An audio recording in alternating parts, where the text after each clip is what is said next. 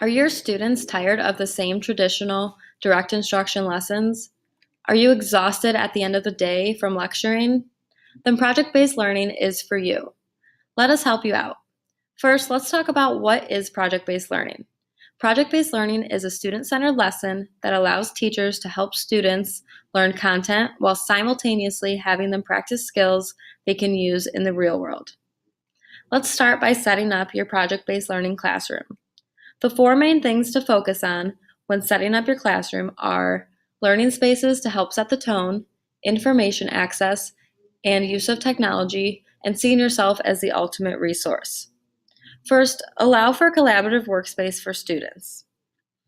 Have an organized area where students go for information and supplies. This may look different at the elementary school, middle, and high school levels. Allow for students to practice 21st century technology skills by using spreadsheets or databases or any type of other software that may be on a computer. And lastly, be flexible in allowing students to guide their learning, and don't be afraid to let students make mistakes. Next, we're going to talk about the main components of a project-based learning lesson. Some key components to project-based learning are: be sure to give a real-world challenge or problem that is based around the content or learning goal.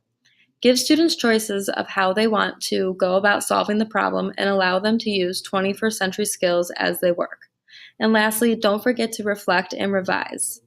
For some extra motivation, give your students an audience to help motivate them to create a more quality product. If you're looking for some extra resources, feel free to click here on either of these links.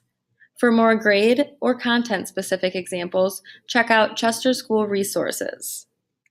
Also, Buck Institute of Education is doing a lot of research on why project-based learning is effective in the classroom, so feel free to check out their link. Here are some more sources. And lastly, if you need any further help or have any other questions, feel free to contact either of us. And we hope that you take the risk and try project-based learning in your classroom.